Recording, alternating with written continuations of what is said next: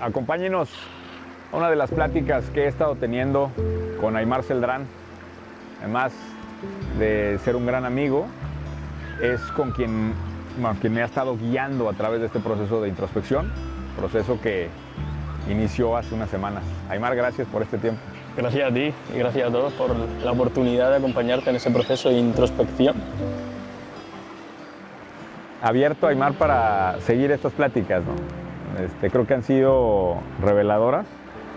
Y sabes, lo primero que te iba a decir es, me he dado cuenta del nivel de delicadeza con el que se tiene que manejar el idioma, ¿no? O sea, yo que nunca le había dedicado tanto tiempo a pensar palabra por palabra en todo lo que cada una de esas cosas que decimos tiene, ¿no?, de impacto. Pero bueno, te escucho. Al final hemos elegido dedicarnos a ser un vehículo para el crecimiento personal o profesional de otros seres humanos. Y como tal creo que es importantísimo que asumamos nuestra responsabilidad desde el cuidado del lenguaje, porque podemos evocar emociones o estados emocionales y anímicos distintos dependiendo del tipo de palabra que utilicemos. Y por supuesto, importante, desde dónde las estamos utilizando, ¿no? Sabes que cuando yo crecía, yo no hubiera definido a mi papá como alguien que tuviera esa sutileza con las palabras. Más bien al revés, las palabras eran para reflejar la energía con la que te quiere decir algo. Y creo que nunca, la verdad, había hecho un ejercicio de reflexión de, a ver, ¿qué estás diciendo? Porque lo más importante era decirlo con toda la energía posible. Y en cualquier caso creo que el hecho de que estemos tú y yo aquí quizás tenga también que ver por el uso del lenguaje, ¿no?, que hemos utilizado. Y yo te quería hacer esa pregunta, o sea, ¿qué nos ha traído en realidad a ti y a mí aquí? ¿Por qué estamos aquí? A ver,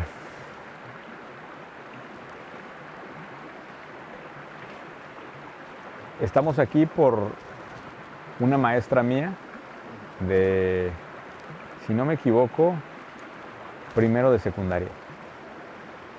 La maestra se llamaba Miss Corso. Mi papá tenía esta obsesión con que yo fuera un gran orador. No me preguntes de dónde vino, pero en las reuniones familiares, desde niño me inculcó el que yo tenía que hablar en público. Cosa que ya he platicado muchas veces en mi canal, pero yo era muy introvertido y era algo que a mí no me gustaba. Y en primero de secundaria, había sido quien hablaba en alguna fiesta familiar y todo, pero yo creo que con muy malos resultados. Y aún así mi papá era obstinado, ¿no?, a que ese era mi camino. En primero de secundaria, esta Miss Corso, una maestra de español, no sé exactamente qué fue lo que ve en mí, pero ve en mí la capacidad de ser un gran orador. Y ella decide dedicarle tiempo adicional al de las clases, tiempo personal de ella, para ayudarme a conquistar premios de declamación y oratoria. ¿Qué te quiero decir con esto? Que algo que para mí no era una fortaleza mía, termina siendo destacable. No sé si necesariamente para presumir, pero sí destacable, ¿no? Y fue gracias a que tuve una persona que fue una guía que me ayudó a entrar en un territorio que necesitaba apoyo en reconocimiento. Ese proceso, cuando fui creciendo mi negocio, me lo dieron varios mentores que me acortaron el camino. Y después, cuando empecé a hacer comunicación masiva a través de redes sociales, no me apoyé en nadie. Y la razón por la cual no me apoyé en nadie era porque no veía a nadie con resultados medibles similares a los míos. Y yo había sido una persona demasiado orillada a los números, a lo cuantitativo, ¿no? Porque en los negocios decía, no puedes ser mi mentor si no has facturado más que yo. Y entonces en comunicación decía, ¿por qué alguien me va a asesorar si no ha logrado los mismos resultados que yo? Y me cerré en un vacío. Ese vacío provocó distorsiones brutales a mi comunicación que se fueron acentuando en la misma cámara de eco de mi equipo, porque era simplemente mi voz amplificada, y terminaron haciendo que me tropezara y que me cayera. Y como todos, los que somos, pues, ¿qué te puedo decir? Los que presumimos de fortaleza cuando estamos en el éxito, cuando estás en el piso dices, pues no sé por qué me caí. Y en el momento en que me caigo, la primera vez, empiezo a buscar ayuda de múltiples asesores, yo les llamo, consultores. No me gusta nada de lo que me recomiendan, hasta llegar contigo y con Gonzalo, que son realmente con quienes me he apoyado en este proceso de transición. Y así es como llegamos aquí. Yo te pregunto por qué estamos aquí hoy y automáticamente tú tiendes a poner el foco en lo destacable. Pero también hemos pagado ciertos precios. También hay formas de ser que no nos funcionan. En ti, por ejemplo, sí que veo que te funciona la determinación, la capacidad de decisión, tu capacidad de asumir riesgos. Eso te caracteriza. Sin embargo, muchas veces no nos damos cuenta de que también hay formas de ser que no nos funcionan y que hacen que a veces estemos aquí arriba y otras veces estemos en el piso. ¿Cuáles han sido esas formas de ser que de alguna forma te han conducido a sentirte en el piso por momentos? No sé si con esto tu pregunta es cuáles fueron los errores que cometí el año pasado. No, más bien te pregunto formas de ser. Por ejemplo, una forma de ser que no ha funcionado puede ser la desconexión con la comunidad, la falta por ejemplo, de cercanía. ¿ambicioso lo llamarías? Exceso de ambición. Exceso de ambición. Ok, Exceso de ambición. vamos a empezar por ahí. Desconozco de dónde viene esa ambición, porque no es algo con lo que me despierto, Aymar, y digo, déjame hago mi checklist de 5 cosas que tengo que ser ambicioso el día de hoy. Y te voy a decir otra cosa, es el miedo más grande que tengo. El miedo más profundo que tengo en mi vida es que mis hijos no tengan el hambre que yo tengo. Ahora, qué interesante que mi exceso de ambición se convierte en una debilidad que curiosamente sea algo que prefiero para mis hijos. Y aquí es en donde muchas de estas cosas hacen cortocircuito, porque exceso de ambición es malo. Entendemos es malo, ya me llegó a un lugar malo, eso lo sé. Pero aún así lo prefiero para mis hijos versus la otra cara de la moneda, que es no hay hambre. Entonces, y yo sé que aquí vamos a empezar con tu escala de grises, que nunca es otra cara de la moneda, pero yo sí veo otra cara de la moneda, es parte de cómo veo el mundo, ¿sabes? Y cuando me lo platicabas, yo sí veo el mundo todo el tiempo lleno de estas dos monedas, ¿no? Y hay gente que despierta todos los días y no tiene una sola aspiración 2 días adelante, güey. Dices que no sabes de dónde te viene esa ambición que tiene en el ADN, ¿verdad?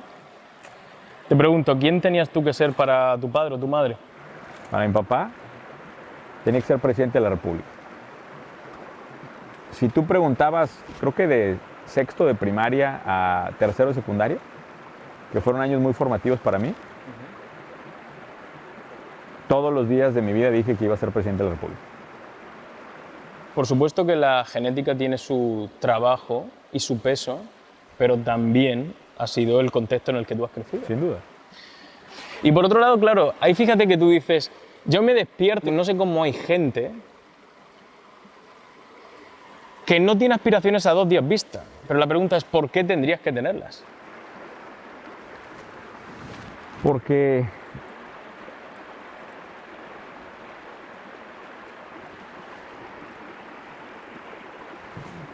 sí, yo entiendo. Que te voy a decir por qué. Porque en mi definición de felicidad, plenitud, éxito, sé que esos 3 conceptos los veo como una trenza. Alcanzas esa felicidad, plenitud, éxito en la medida en que eres honesto a tu potencial. Y creo que hay gente que le está faltando honestidad a su propio potencial. El caso es que, Carlos, yo tengo la fiel creencia de que yo no tengo la capacidad, ni quiero la capacidad, ni quiero el poder de poder cambiar la vida de nadie. Y ahora te explico por qué, ¿ok? Imagínate que yo te cambio la vida a ti. Y tú asumes que te la he cambiado yo. ¿Lo ves? ¿Hasta ahí? ¿Cuál crees que es el precio que tú puedes pagar? Que puedes pagar. No digo que lo vayas a pagar, que puedes pagar. Si tú asumes que yo te cambié la vida. Es un sentido de afiliación contigo, ¿a eso te refieres? Un sentido de... Ya, pero la palabra no es afiliación. Sí. ¿Cuál es la palabra que quieres? Dependencia. Dependencia, sí. Pero déjame nomás. Los mentores de negocio que yo he tenido, todos me han dado grandes brincos a mi vida y de ninguno me he vuelto dependiente, porque la afiliación con ellos es racional. Es el entendimiento que es una caja de herramientas para un negocio. Que tú no eres Xavier, ni soy yo, ni es Iván, ni es Esmeralda. Pero ¿no será que hay un grupo de personas que compartimos el mismo prisma? No en el espectro completo de la vida, pero estamos en ese recorrido de querer conquistar este mundo de los negocios que en Latinoamérica es tan difícil, ¿verdad? Y está tan vinculado al tema económico, pero en ese pequeñísimo momento del tiempo creo que puede haber un grupo de gente que vea ese mismo prisma.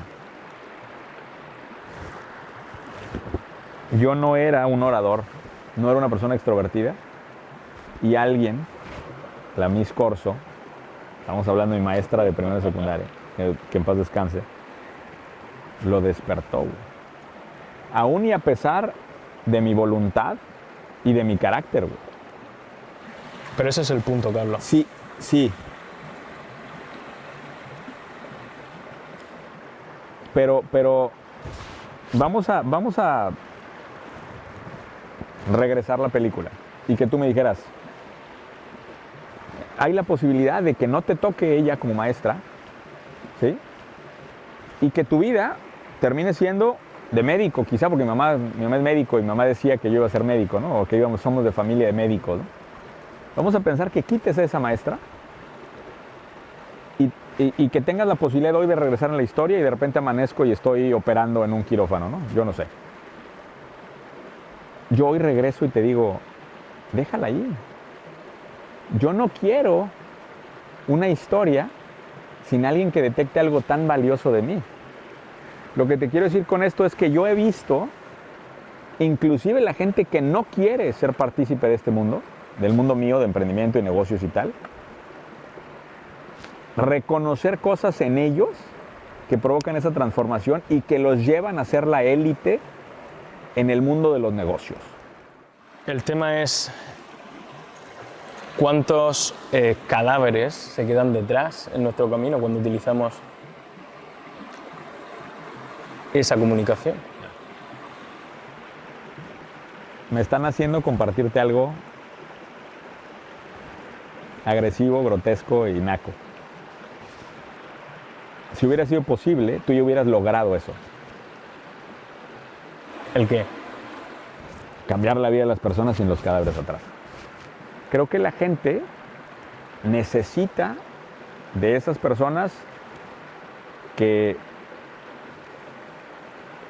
pues, resultan ser afectadas negativamente por tratar de hacer el cambio en unos cuantos. O sea, si yo mañana me muero, Aymar,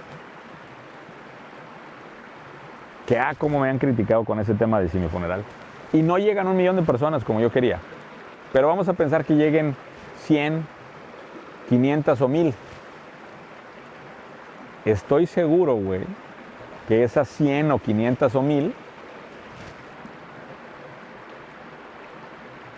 llegan con un profundo agradecimiento a ese momento.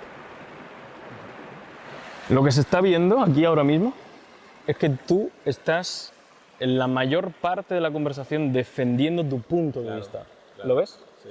Estoy sintiendo La defensiva.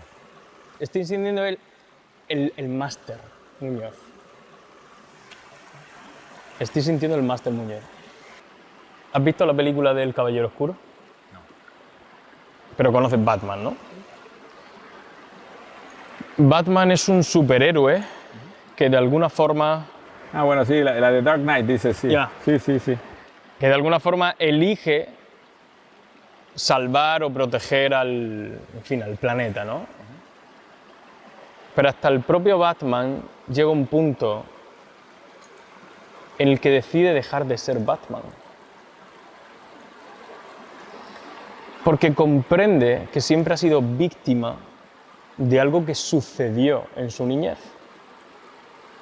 Que fue el momento en el que asaltan, ¿verdad? Matan a sus padres. Y de alguna forma es la figura que yo escucho que tú has elegido. La de Salvador, la de héroe. Y no la juzgo, ¿eh? Es decir, hay personas que eligen otro tipo de figuras, tú eliges la de héroe, ¿verdad? Dirán muchos que de villano también. Dirán mucho que de villano. Ahora, ¿qué crees tú que llevó a Batman a replantearse el Batman que estaba siendo? A dejar de querer de ser Batman. ¿Y tú crees que yo ya llegué a ese punto?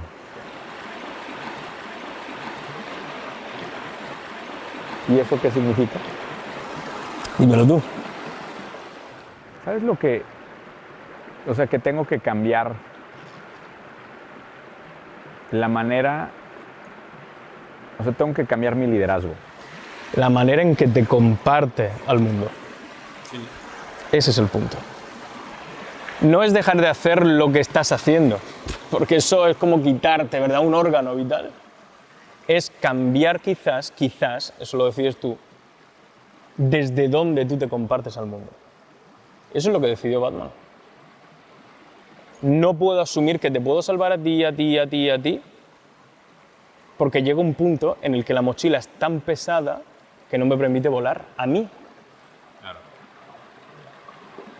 Y el que no pudiste salvar cuando el tren se estaba cayendo es el que termina quejándose. Y es el que, de alguna forma, tú coges en la mochila, es como que coges a Xavier, haces ¡pam! Y dices, tú no volaste como yo quería que hubiese volado, y lo metes en la mochila. Y ahora Iván dice, hostia, no me funcionaron tus consejos, Carlos, lo coges y lo metes en la mochila. Y así funcionas. Por tu exceso de preocupación por los demás. Hay personas que piensan que no te preocupas por los demás. La experiencia que yo tengo de ti es que te preocupas en exceso. Lo mismo que le ocurría a Batman.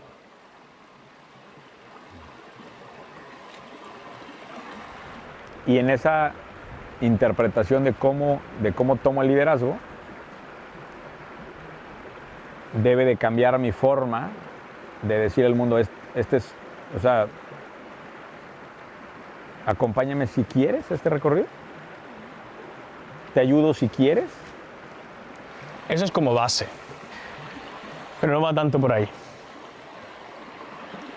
En el éxito de ellos veo mi propio éxito. Y entonces, a mí a cada rato me preguntan, oye Carlos, ¿y por qué no estás en la lista de Forbes? ¿No? Como si eso fuera una manera de medir el resultado que yo hago. Acumular un nivel de riqueza como para manifestar eso. Esa no es tal. Pero me manda un alumno una mención que le hacen en Forbes, esto pasó recientemente, por una idea que obtuvo de un podcast mío. Y te juro que estuve encendido 3 días. Pero era una antorcha humana, güey. ¿Me hubieras visto en esos 3 días, Aymar? Y no te la crees, güey. O sea, hasta resulté chistoso en mi reunión de amigos. O sea, era otro yo. Era otro. Ahora, fíjate esta serie de eventos. Nosotros mencionamos algo en un podcast, como conversación. Alguien le hace eco, toma la idea, la echa a andar, porque obviamente de la idea a echarla a andar son un tramo enorme. Alguien toma la idea, la echa a andar, la enciende y resulta que tiene un reconocimiento y un eco internacional. Y luego me manda la nota a mí y te juro, Aymar, que si hubiera en ese momento estado en un momento emocional, hubiera llorado, güey. Porque esas cosas son las que me dan ganas de regresar a ser Batman, güey. Antes te decía en el coche que por momentos te siento el papá, el que se preocupa por nosotros, pero fíjate que la recompensa sí la identificamos una vez más, pero no el precio. O sea, ¿cuál es el precio de que las personas realmente asuman que cada 2 días tienen que tener ciertas aspiraciones o cada mañana que se levanten? ¿Cuál es el precio también? ¿Cuál es? Te pregunto tú. ¿Para mí o para ellos? Para ti. No, el precio para mí es cargar con una losa de responsabilidad de ellos. Cargar con una responsabilidad de que pues, tengo que estar moviéndolo. ¿Y cómo te hace sentir eso? Muy bien, mientras existía un agradecimiento de parte de los que arrastraba. Correcto, y cuando no se da el resultado. Diferente, no mal. Porque también me decían, te sientes triste, te sientes enojado, te sientes... No me sentía de ninguna de esas maneras. Me siento decepcionado.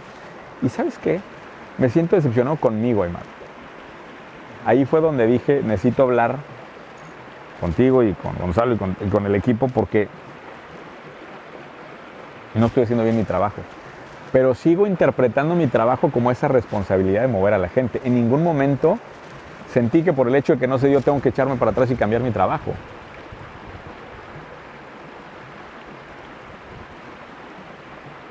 Me llena demasiado ver que alguien, por cualquier cosa que yo haya hecho, despierte un potencial que ellos no habían reconocido en ellos mismos. Eso hace que me sienta vivo. Eso no te lo da ni el dinero, ni te lo dan los lujos, ni te lo dan los viajes, ni te lo dan nada, ¿eh?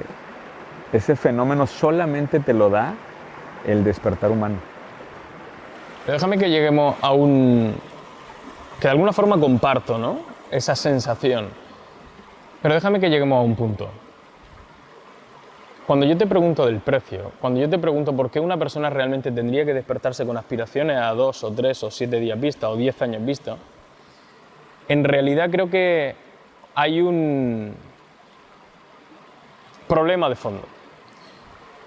El problema de fondo tiene que ver con el deseo que los seres humanos tendemos a tener de que otras personas vivan nuestra vida. ¿Verdad? ¿Qué ocurre? Que cada persona es un mundo, como aquel que dice, cada persona es particularmente diferente. Cada persona ha crecido en un contexto completamente diferente, tiene una personalidad diferente, tiene una estructura mental diferente. Ha crecido en unas condiciones socioculturales, económicas completamente diferentes. Ha crecido en un entorno familiar diferente. Y asumir esa responsabilidad de la que tú hablas, en realidad yo creo que es lo que nos ha traído aquí.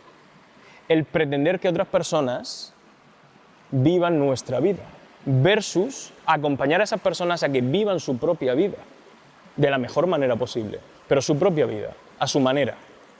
Por momentos sí que se te nota en los gestos, se te nota en tu comunicación, que asientes que le das espacio a una nueva forma de pensar y por momentos te mantiene impenetrable, ¿no?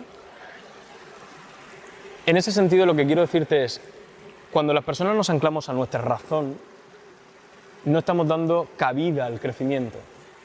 Ya asumimos ya lo sé, ya sé cómo funciona la vida. Y Paco de Lucía, uno de los grandes guitarristas de todos los tiempos, murió diciendo, no sé tocar la guitarra. Lejos de una falsa modestia, que no creo que fuese por ahí, era un gesto de humildad que lo caracterizaba. Y era el mejor guitarrista de todos los tiempos. Y él asumía que no sabía de esto. Tú estás aquí, aunque tú creas que eres un chingón, como aquí utilizáis, ¿no? Creo que aún hay muchísimo que dar. Sin embargo, tu comunicación dice, no me encuentro a nadie, es muy difícil encontrarme a alguien con el que jugar al ping-pong. Ahí hay una incongruencia en la comunicación, ¿sí? Y es el punto al que estaba queriendo llegar. si eres tú la primera persona que divulga el mensaje de aún no soy quien voy a llegar a ser, ¿por qué tú poner freno limitantes a tu propia experiencia de crecimiento como ser humano y profesional? ¿Y crees que el cambio de mi comunicación va a ser el primer gesto para que eso se dé? La suma de todos esos pequeños cambios de comunicación al final van a tener un impacto positivo en el nivel de consciencia desde el cual tú te manifiestas, inevitablemente. ¿Y la acción cuál sería para mí? Esa. La del estar y comunicar a través de esos ángulos nuevos. A través del ángulo, no vuelvo a decirme no soy. En todo caso, no soy hoy. ¿Ves ese matiz? Esa coletilla cambia todo por completo. No soy hoy quien voy a llegar a ser. No soy hoy quien tiene las herramientas de coaching. No soy hoy quien tiene esa habilidad de poder tú encontrar esa palabra que en tu mente vale 1000. El cambio viene también desde el punto de vista de yo no que te cambio la vida, tú te cambias tu vida. Yo no quiero cruzar esa línea. Mi línea de mi responsabilidad está ahí. Ahí. Y yo cruzo hasta aquí. Y me mantengo aquí. Y él cruza hasta ahí y se mantiene ahí. Pero nunca hago esto. Y ahí es donde viene el punto de velemos mejor por una idea de que tú, gracias a el uso que le has dado a los consejos que yo he podido manifestar, has cambiado tu vida. Date gracias a ti, no me des gracias a mí. Si me las das a mí, las voy a recibir con cariño y las voy a abrazar. Pero date sobre todo gracias a ti. ¿Dónde queda aquí, Aimar? A ver, hay algo que me preocupa. Ha habido una oleada enorme de crítica a los coaches, enorme, inclusive al utilizar adjetivos de secta. Y tú bien sabes que uno de los detractores de lo que yo hago me quiere poner en esa categoría. Me da miedo acercarme a esto que me acabas de explicar. Vamos a poner un punto y aparte aquí porque es importante. Tú antes me has dicho que tú te has referido a mí como coach, pero yo nunca he utilizado esa palabra hacia mí mismo. ¿Ok? Es decir, yo no me considero un coach. Yo me considero una persona que ha elegido una misión en la vida. Conscientemente. Lo que pasa es que esa misión, aun viniendo de mi ego, que se prostituye demasiado la palabra ego, y me parece que es el motor necesario para lograr lo extraordinario, así es como yo lo interpreto, yo elijo una misión, pero no elijo una etiqueta. Porque ¿cuántos Aimares hay en el mundo? Si me preguntas a mí quién soy yo, Carlos, te diré quien tú quieras que sea. O quien tú creas que soy. ¿De qué sirve yo etiquetarme, verdad? Entonces no tienes por qué estar pensando en que el hecho de actuar o tener cierta conducta o tener ciertas habilidades te va a etiquetar como coach. Es más, es que aunque no lo quieras un día te lo dirán, es más, ya te lo dicen y no te gusta. Seguro cuando esto se publique va a generar toda una cascada oleada hacia ti, Aimar. De estos puristas que hablan de que el coach es una... ¿Qué les dices a ellos?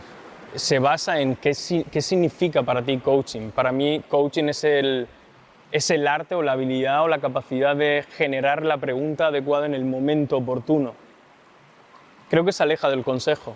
Creo que el coach es la persona que acompaña y guía a una persona en la consecución de un objetivo, ya está. Y que no le dice qué hacer, sino que le muestra diferentes caminos, entre ellos un gris, para que la persona escoja. De esa forma, esa persona nunca, Carlos, va a poder decirme a mí, yo la pifié por ti. Y tampoco, esto es gracias a ti, porque en realidad tampoco quiero esa responsabilidad. Yo sé dónde está mi piedra y sé dónde está mi línea. Sí, y lo que tú crees es que los que han cruzado esa línea de decir qué hacer son los que llegan al nivel de secta y ahí es en donde está la problemática. Exacto. Porque al final, si bien tiene diferentes... Como yo doy algunos consejos muy específicos, aunque no son de vida, son de negocios, se interpretan como ataque. Puede serlo. Y te diré que hay una característica fundamental en el comportamiento sectario, ¿no? Y es o una conducta que se manifiesta en todas las sectas. Y es el yo genero en ti la necesidad o despierto en ti la necesidad, por eso me gusta muy poco el marketing tradicional, de ahí el marketing por causa, mi objetivo es generar en ti la necesidad para que tú vengas conmigo. Y una vez estás conmigo, utilizo técnicas manipulativas para que sigas pegado a mí, ¿no? Aferrado a mí, sintiendo que te necesito. Ese es el comportamiento que creo que se señala y me parece adecuado. ¿Tú crees que hay una secta en lo que yo hago? No, es que no tiene nada que ver, Carlos. Es que creo que... Digo, ya has estado dentro de la familia Mastermind, ya has visto los programas, ya has visto todo. Es que yo creo que hay una diferencia muy grande, Carlos, entre lo que tú haces y una secta. Y es... Bueno, y déjame decir algo. Incluso, aunque se hayan podido tener comportamientos sectarios, porque eso créeme que lo hemos tenido muchos, hasta los que dicen que no. Como por ejemplo cuando nos dicen, eres un narcisista, suponte, ¿no? Ya. Pues si cogemos la definición de narcisismo, seguramente tú también hayas tenido comportamientos narcisistas. ¿Ves? Entonces, que hayamos tenido comportamientos sectarios, pues vete tú a saber, había que coger la lista y hacer la comparación y pues aquí quizás sí, aquí seguro que sí, aquí no, aquí no, aquí no, aquí no. La suma de las características es lo que va a determinar en todo caso si es una secta o no. Mi experiencia es que no. Porque independientemente de que algún momento se haya cruzado la línea que considero que se ha cruzado, desde donde se hace y conociendo a la familia de cerca, no es esa la experiencia que yo tengo. ¿Cómo le llamarías a ese grupo? ¿A cuál grupo? A Fly Mastermind, por ejemplo. Que es el grupo que está más cerca de mí, ¿no? Yo le diría una familia. O sea, el término para mí es familia. Te digo porque no sé de dónde, pero ha habido mucho eco en ese mensaje, ¿no? En el mensaje de que estamos creando algo que está mal, ¿no? Y yo desde vivirlo veo y lo veo al revés. Estamos creando algo tan valioso que me emociona tanto lo que estamos haciendo que me duele mucho cuando lo critican, mucho. ¿Qué es lo que realmente se está criticando como mal? Hagamos un pequeño análisis. Porque como bien ya lo sabemos, ¿no? Estamos fomentando el emprendimiento. Estamos fomentando un ecosistema de emprendedores que han aprendido a abrir sus alas y volar. Pero quizás, al haber cruzado esa línea de la responsabilidad de la que te digo, también se ha podido experimentar o tener la sensación de esto que tú dijiste que me funcionaría, no me funciona. Y dar esos consejos de manera tan deliberada, sin saber quién te está escuchando, puede resultar peligroso. Y es la realidad. Ayer estaba leyendo un post de un coach motivacional que decía algo así como, deja ir la culpa. Pero claro, yo escucho eso y digo, ¿y qué hay de aquellas personas que después de recibir el consejo, mañana vuelven a sentirse culpables? Y la respuesta es, quizás se sientan más culpables aún. ¿Sí lo ves? Porque no conseguí dejar ir la culpa. ¿Qué tan conscientes estamos siendo del mensaje que enviamos ahí fuera de las personas que no les funciona? Al fin y al cabo es importante asumir que en algún momento, en mi caso personal, también utilicé técnicas manipulativas, también quise despertar la necesidad. Es justo lo que aprendí en los putos libros, Carlos, ¿sabes? Así que, como buen aprendiz, lo puse en práctica hasta que llegó un punto en el que no me sentí identificado con ese tipo de mensaje. O sea, creo que, aun creando contexto, también tenemos mucho que trabajar. Las dos cosas. Parto de construir métodos y el método de por sí ya es un cruce de línea, güey. Que es en donde ahí es en donde choca mi cerebro de que Aymar me dice, no cruces la línea, güey. No cruces la línea porque el otro güey no le va a servir a todos. Cabrón, escribo métodos, eso ya es cruzar la línea. Tú dices que tu método de por sí cruza la línea, ¿sí? Sí. Tu método lo sueltas aquí y lo dejas ahí. Entonces el método no tiene por qué estar cruzando la línea de por sí, sino que tú lo dejas, lo escribes, lo dejas ahí y ahora que el resto venga y lo utilice si quiere. Pero el método le da una serie de reglas a la gente que tiene que cumplir. Y yo soy una de esas personas que asumió que esas reglas me servirían. Un día estaba en una bañera dándome un bañito tranquilo de agua caliente y estaba poniéndome un vídeo tuyo en el que decías que Si tu negocio al cabo de 2 años no había crecido o experimentado un crecimiento exponencial, algo mal estabas haciendo. Claro. En ese momento, te aseguro que dije, fuck me. Me puse la toalla y envié 8 o 9 mensajes para reclutar las primeras 8 o 9 personas en el equipo. O sea, sí, quiero decir, claro que funciona, pero tú ahí no cruzaste la línea conmigo. Yo hice mi trabajo llevo 17 años emprendiendo, obviamente algo no me está funcionando, hay formas de ser que no me funcionan y hay metodologías que no me están funcionando y eso es lo que quiero aprender de ti. Hoy y hasta el resto de mis días. Y me veo tomando una copita de vino de viejito en una chimenea y hablando de cuáles han sido nuestros éxitos y nuestros fracasos, ¿no? Y quizás los de nuestros hijos. Pero tú no cruzaste esa línea conmigo, ¿verdad? La dejaste ahí, yo cogí esa piedrecita. Sí, y fíjate que de las cosas más frustrantes en este proceso que viví fue no poder comunicar correctamente eso. Porque creo que la manera, no sé si es la manera, la forma, mi estilo, mi agresividad, pero creo que la manera en cómo se explicó el método cruza la línea. Yo te siento que a ti lo que realmente te motiva es dar alas al emprendedor de América Latina para que a través del emprendimiento cada uno de los individuos descubre y despierte cuál es su máximo potencial. Eso sí lo siento. Y además también sé que tú asumes y entiendes que tú no les puedes coger y poner alas, que cada uno tiene las suyas y que cada uno tiene que emprender su propio vuelo. Eso también lo sé. Pero eso lo sé ahora que te conozco. ¿Sí? Cuando estás ahí fuera no se siente así quizás. Lo que sí nos importa es que nuestra comunicación, que el mensaje que sale de nuestro interior sea el más consciente y responsable posible. Hasta ahí. Mucha gente me dijo, es que tienes un problema de ego y qué bueno que te caíste y qué bueno que la gente te odia porque eres una persona narcisista y egoísta. No lo soy en mi vida.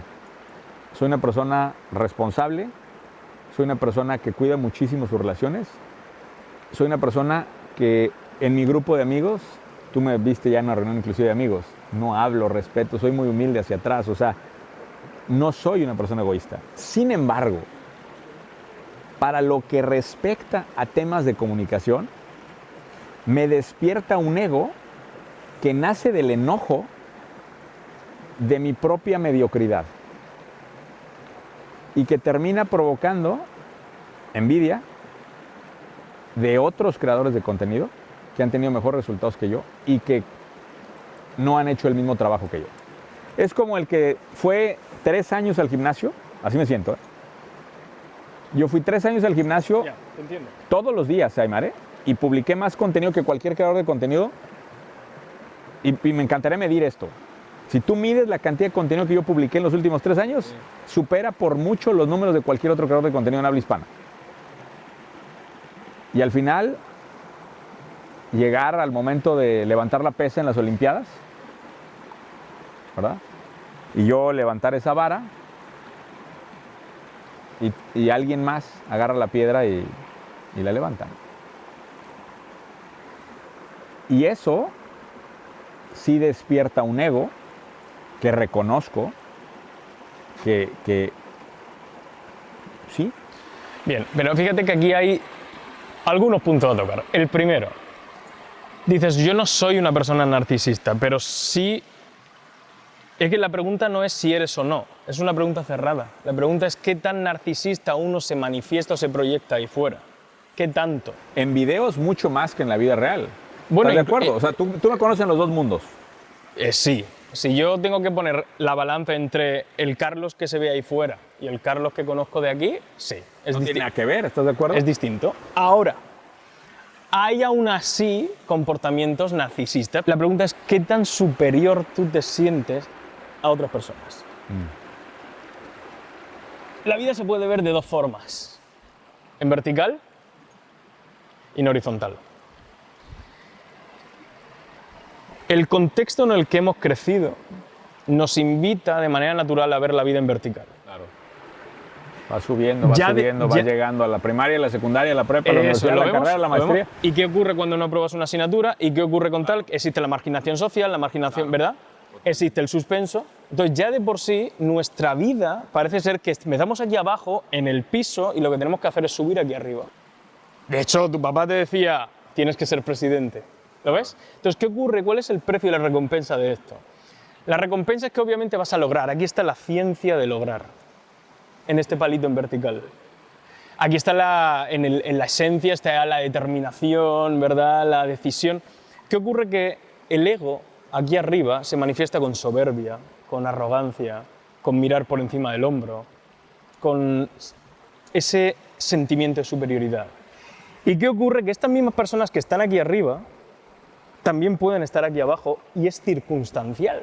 Y de repente siento inferioridad, me siento insuficiente, me siento poco válido, etc. ¿Cuál es la propuesta? La propuesta es darle y girar el palo y ver la vida en horizontal. ¿Qué significa ver la vida en horizontal? Es muy sencillo. Aquí valoramos la forma, aquí valoramos los seguidores, valoramos las certificaciones, ¿sí? Aquí valoramos la esencia del ser humano. Aquí valoramos el que tú y yo somos lo mismo, manifestados en distintas formas ahí dentro, pero somos lo mismo. Entonces aquí no existe el yo soy más o menos que tú, ni más ni menos. Aquí existe el yo soy un igual. Pero el problema es que el mundo de los negocios, ya sé por dónde me vas. el mundo de los negocios funciona así. Correcto. Y también te digo, va a empezar a funcionar así. De ahí el tipo de consumidor consciente, de ahí el emprendimiento consciente, de ahí el no querer competir sino cooperar. Ya se está, el palo ya se está girando poquito a poco, poquito a poco. Sé que, por supuesto, el mundo de los negocios de toda la vida ha funcionado así. Y una de las principales bases a través de las cuales yo planteo esta teoría de la vida es porque me he dado cuenta después de 17 años como emprendedor que era así. Sí. Pero con el tiempo me di cuenta que en la medida en que yo empiezo a ver la vida en horizontal me siento mucho mejor. Y soy fuente de eso.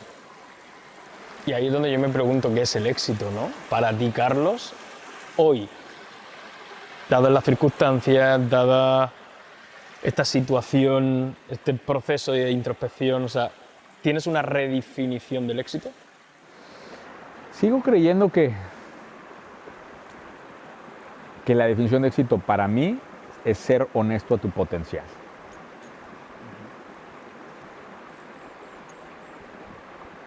Y lo increíble que han sido estos 3 años, Emma, es que he descubierto potencial que jamás en la vida hubiera creído que tenía, güey.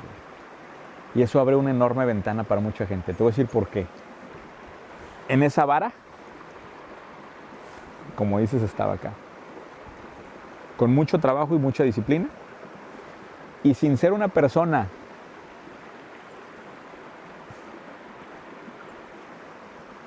cómica, porque no soy el que luzco en una reunión así, logré volverme una figura odiada y amada, pero una figura pública para muchas personas. Sin el potencial real, güey. Yo me pongo a pensar, ¿qué hay de toda la gente que sí tiene el potencial, güey? ¿Dónde puede llegar, güey? Si alguien sin recursos pudo construir una organización internacional, si alguien sin talento pudo llegar a ese nivel de influencia, en tercer mundo puede llegar a tener libertad financiera para su familia y sus generaciones de abajo, ¿qué hay de toda la demás gente?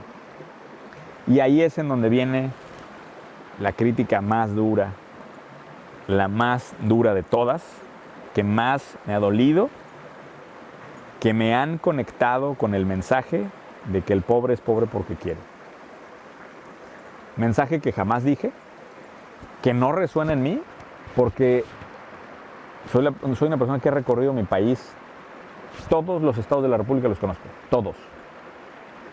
Y conozco las condiciones precarias en las que vive buena parte de México y de Latinoamérica.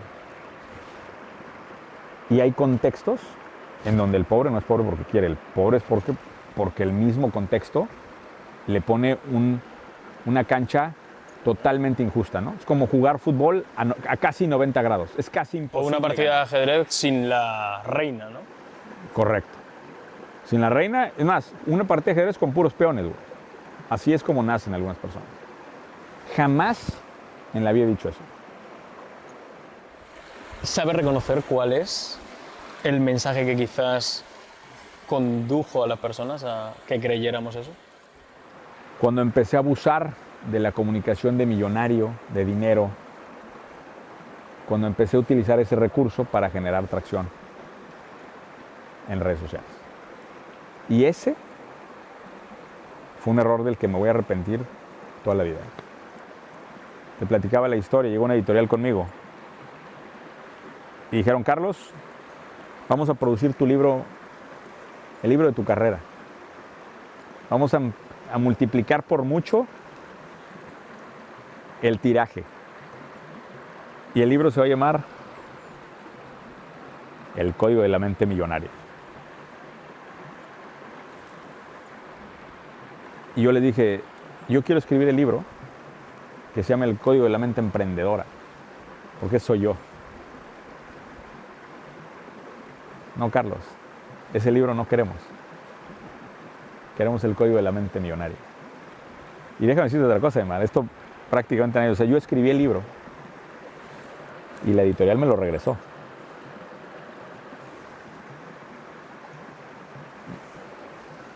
Muchos negocios, muchas cosas, háblanos de dinero, quita todo eso.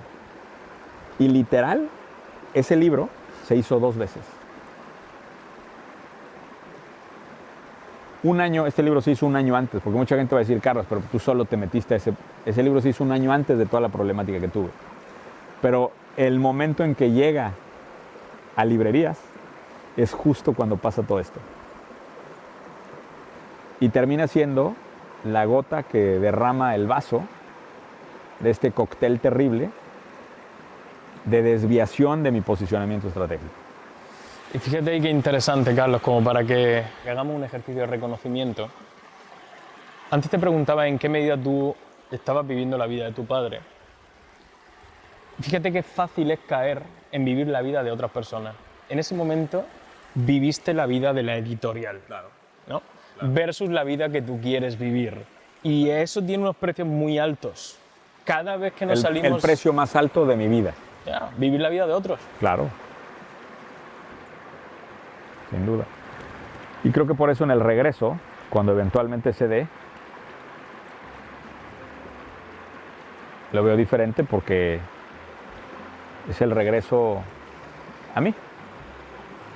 Es como estos discos unplugged que hace el artista cuando dice, a ver, fuera producción, fuera parafernalia, fuera todo, que para mí es fuera relojes y carros y regresa a la música, ¿no? Regresa a tu guitarra, regresa al acústico.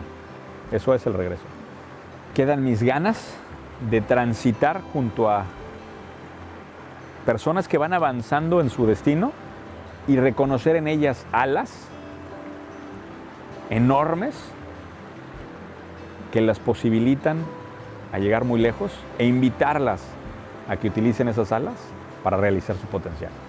Aymar, muchas gracias por tu acompañamiento de corazón y ojalá que este video también sirva para que tú recibas los reflectores que mereces, porque verdaderamente creo que el nivel de carisma que tienes no tiene nada que ver con tu nivel de influencia.